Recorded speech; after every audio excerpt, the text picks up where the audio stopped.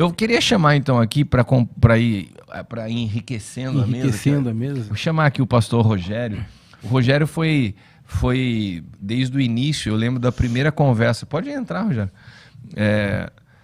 A primeira conversa que eu tive com o Rogério foi algo que queimava no coração dele, porque o Rogério hoje é pastor, mas ele caminhou muito tempo como filho de pastor e vivenciou tudo isso, e ele começou a queimar com isso, assim, falou, caramba, eu queria fazer alguma coisa, e ele veio falar sobre isso comigo. E era já algo que no meu coração estava me inquietando, porque todas as vezes que eu atendia pastores, e minha preocupação no cuidado de pastores é sempre a família. Tem pastores que caminham comigo há 7 anos. A gente nunca sentou para falar da igreja, porque para mim, se você alinha a família deles, o resto tudo flui.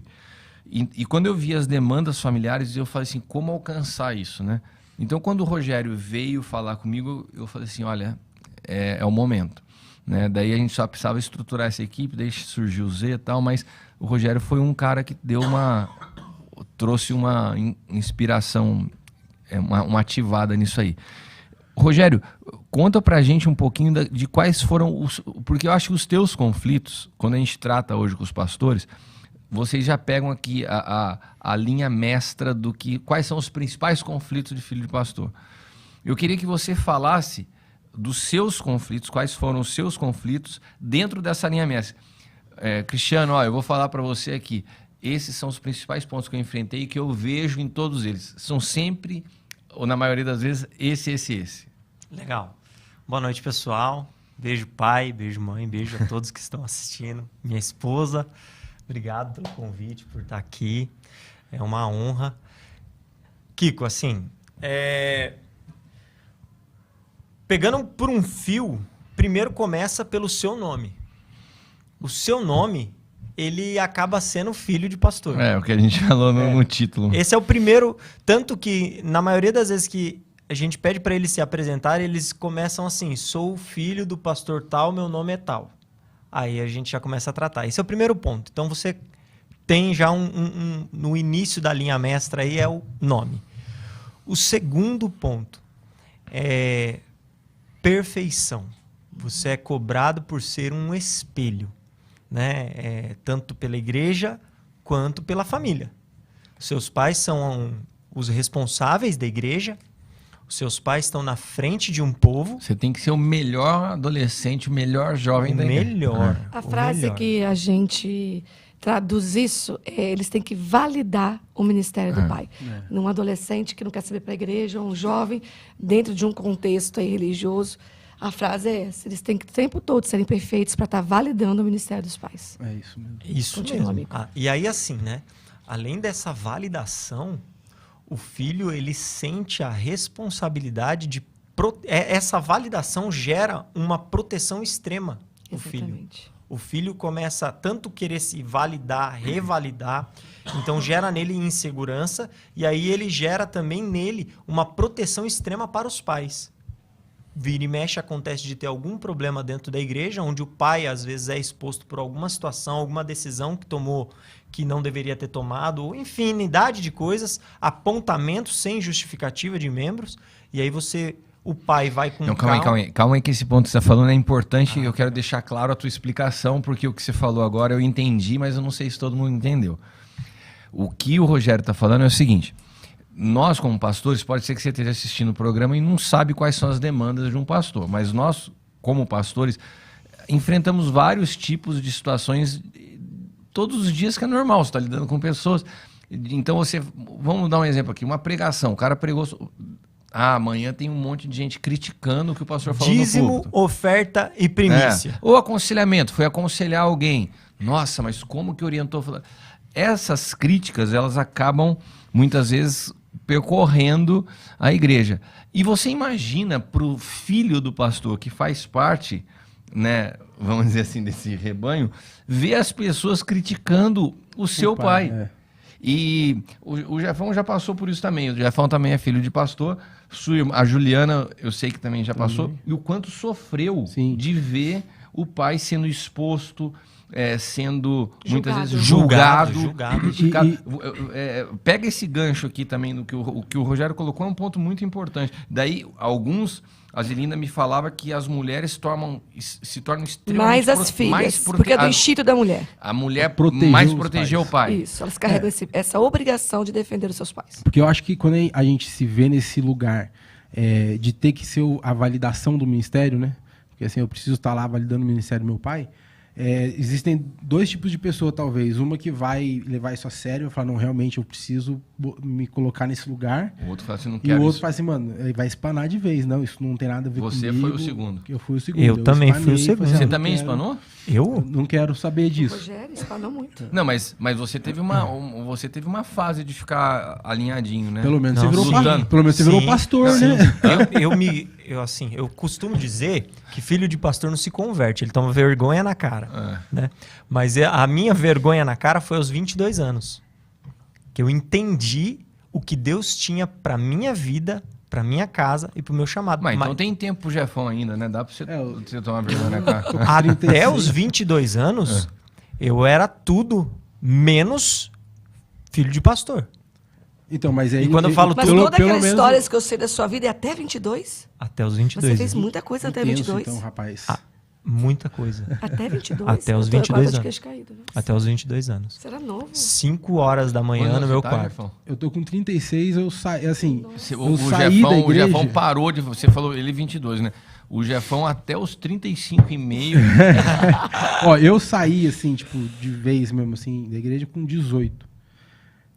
Você Com chutou o 18, balde. não queria mais ir pra igreja. Não, e fiquei até uns 26, mais ou menos, fora.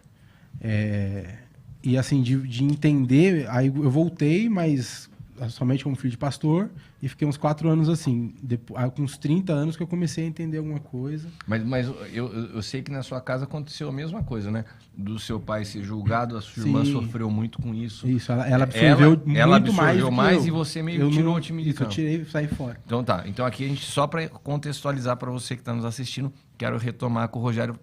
Segue do ponto que você falou que estava muito interessante. Legal. E outro ponto. Além da validação, que a gente já resolveu. Além da validação, a proteção que a validação gera. Exato. Nós vamos para uma outra característica. O filho do pastor, ele tem que estar envolvido em 100% das atividades da igreja. Se ele não estiver envolvido 100% das atividades da igreja, tem problema na casa do pastor. Ele tem... além dele se sentir cobrado por isso, os outros, não só nas palavras, mas nos olhares, cobram. Esse é um outro problema. Deixa eu fazer um parênteses aqui. Sabe, Cristiano, nesse ponto que o Rogério está colocando é tão forte. Porque quando... Né, eu tenho 2 filhos pequenos. Então, a gente ouve muito deles. Quando são criança, curtem muito ir para a igreja com o pai.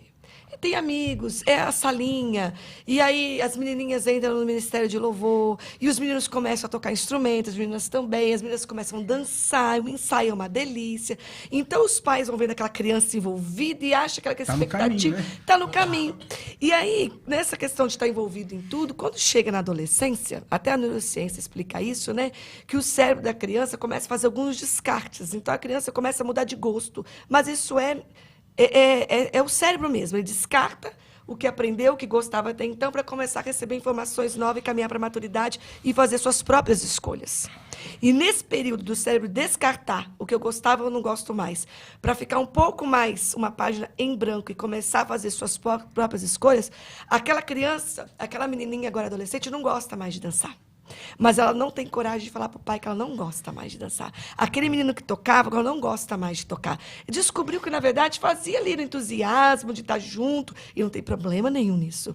Mas que, no fundo, não gosta tanto daquele instrumento, não gosta tanto de cantar. E chegar nesse momento e olhar para um pai, para uma mãe pastor, ou diante de uma igreja e falar, eu não quero isso. Então, aqui eu acho que é um ponto legal que ajuda os pais para perceber que tem que deixar um caminho aberto para que os filhos façam suas escolhas e não tragam peso sobre eles. Eu sou Esse é pastor o ponto. e tenho filhos adolescentes. Eu nunca coloquei peso sobre eles, muito pelo contrário.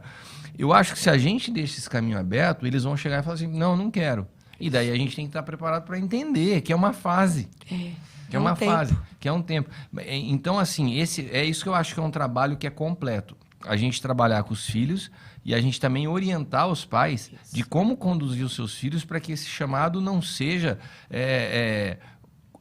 Olha, existem muitos pastores hoje que estão no ministérios que eles simplesmente seguiram uma trajetória que lhes foi imposta. Não tem eu vejo isso cuidando de pastores. Sim. Não tem um chamado. Não ali. tem um chamado. O cara deu sequência em algo que de repente o pai dele começou e foi meio no vácuo ali. Tem né? uma frase que eu falo sobre isso, Cristiano, que é muito legal, que é: a expectativa dos pais se tornou obrigação. Então, Hein, Rogério, mas isso é o que eu estava falando. Isso em todas as áreas. Meu pai é engenheiro. Meu pai tinha expectativa que eu fosse engenheiro. O que a gente precisa entender é só desmistificar que isso, porque senão os filhos de pastores olham para isso como se eles tivessem sido amaldiçoados. Cara, que eu nasci filho de pastor. Não. Em todas as áreas, você lidar com a expectativa do pai precisa de sabedoria dos pais e dos filhos. Isso, e a gente trata muito, a gente conduz ao Java Next, né? Tem que ser uma revelação pessoal e pela graça de Deus, ele está nos dando graça para isso, de que é uma honra ser filha de ministro. Exato. É uma honra, só que isso é com o tempo, porque precisa haver uma cura para chegar nesse lugar. Isso. Precisa haver uma cura. E você falou de tratar pais simultaneamente de filhos. Se nós tivéssemos o Aljava Next e não tivesse previamente cuidado com os pais, nós provavelmente iríamos gerar um pouco de rebeldia. Porque eles começaram a ouvir coisas e falam, não consigo colocar em prática. Pai, você tem que ir lá ouvir. Pai, não é bem assim. Pai, você não pode me obrigar. E se o pai não tivesse recebido previamente ou simultaneamente uma palavra, não haveria uma reconciliação. Por isso que eu estou falando, é um trabalho conjunto. O que nós temos experimentado aqui com esse projeto é algo incrível. Sabe, para todos os lugares que eu vou, eu tenho vontade de estender isso, porque esse trabalho é muito completo. Sim. Né? Quando a expectativa, Cristiano, ela se torna obrigação, no filho gera rebeldia. Isso. É uma rebelião terrível. E como que foi pro teu pai quando você surtou e despirocou lá? Foi tudo pros contrários Dos que eu meus... Foi pro meu pai dos meus 10 aos 22. 10? Eu não aceitava mais ser filho de pastor. Dos 10 anos de idade? Dos 10 anos. Meu pai se converteu, eu tinha exatos 6 anos de idade. Com 10 anos você já surtou? Com 10 anos eu não aceitava mais ser chamado. E daí filho como de que ele pastor. reagiu com isso? A gente não tinha um acompanhamento e um cuidado. E gerou conflito em casa. Meu pai esperava algo de mim. Vocês se distanciaram um do outro, né? Totalmente. E hoje eu vejo que Deus preparou tudo isso para que eu tivesse mais tempo para remir toda a história que um dia eu manchei com as feridas que eu tinha abertas sobre isso. Eu era tão machucado com isso que por onde eu passava, eu costumo dizer que o meu sangue espirrava nas pessoas das feridas abertas ao longo desse tempo. E com isso, eu acabava ferindo muito os meus pais. Lógico.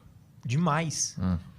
Então, quando aí tem um outro lado que a gente vai chegar mais para frente. Mas nesse tempo, a rebelião habitava em mim. Qualquer coisa que meu pai falasse não, na minha mente gerava um gatilho de eu vou fazer contra querendo ou não. Isso é tão comum, é triste. Querendo ou não. E tem um outro ponto também que eu acho que pode acontecer de pessoas assim de pastores que sabem até que o filho tem uma vida dupla, né?